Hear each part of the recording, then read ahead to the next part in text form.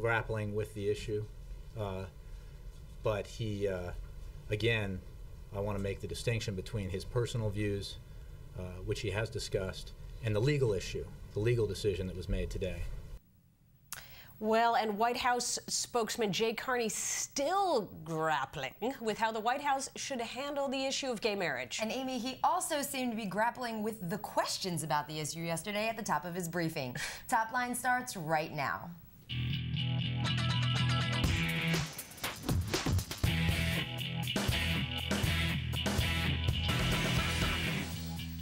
Welcome to ABC News Top Line. I'm Amy Walter. And I'm Karen Travers. Every day, noon Eastern, we bring you the latest, greatest in politics. You can follow us at Karen Travers and at Amy Walter on the Twitters. And Karen, what is your first top line today? Shutdown showdown. Republicans have proposed a bill to keep the government running for 2 extra weeks. This will give a little bit more time for some negotiations for that longer-term budget bill. This proposal calls for $4 billion in cuts. Democrats are saying no way, no how. Senate Majority Leader Harry Reid said this is not a compromise. Doesn't look like anything's actually going to happen here. Yeah, so at some point, though, they have to make a decision, right, Karen? Because there's this thing called, like, funding the government that runs out on March 4th. They have to get paid and things need to happen. You know, you're not hearing the sort of language from Republicans yet, even the rank and file or freshman members saying we're going to shut this place down. But they do seem to be, to me, a little more willing to let that proposal float out there. Yeah, absolutely. Which could be quite fascinating politics. All right, Maverick No More.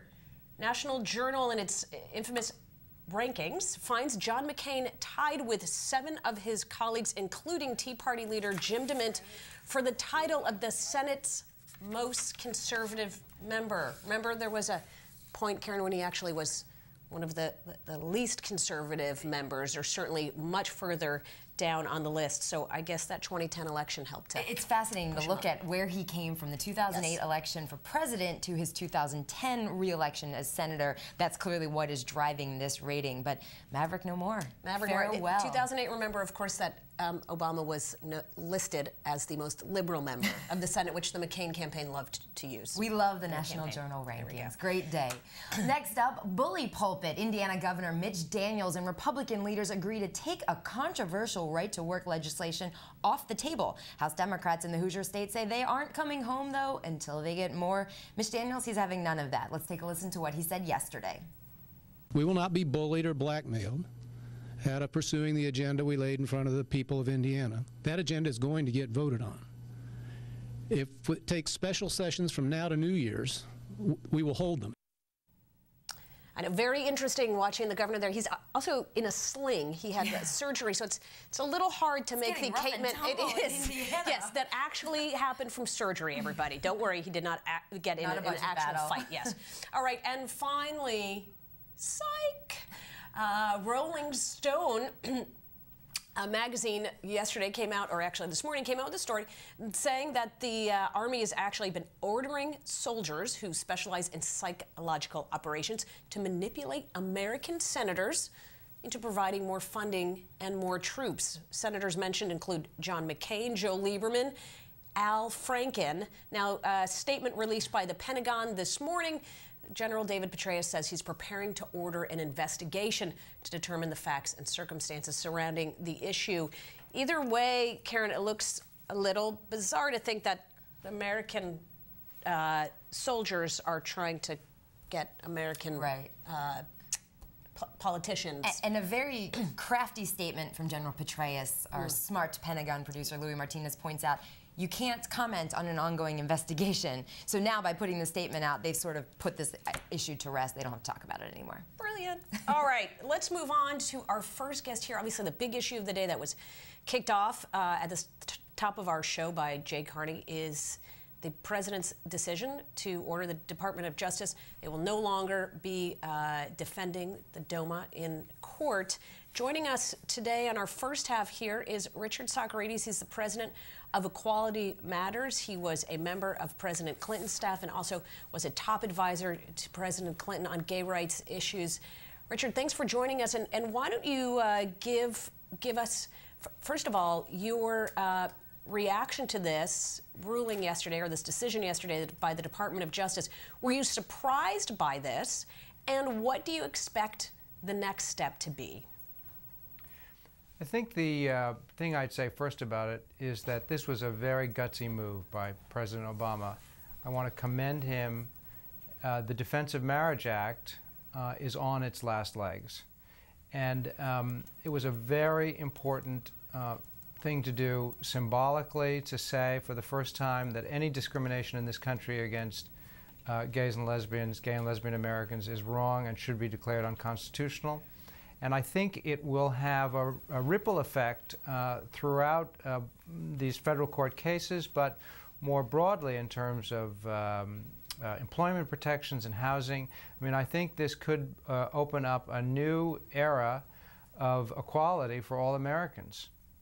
Now, Richard, one thing that both sides were pointing out yesterday, that this is a step, but perhaps a smaller step than what we were talking about, in that this does not mean that if it goes to the Supreme Court and the Supreme Court rules it unconstitutional, that gay marriage would be legal across the nation, that in fact this would give federal benefits to gay couples in states where their marriage is legal. So when you say, you know, this is a big step, how would this affect in the courts with the Obama administration coming out and saying this yesterday? How do you think this is going to weigh in on what some of those federal courts are going to be deciding?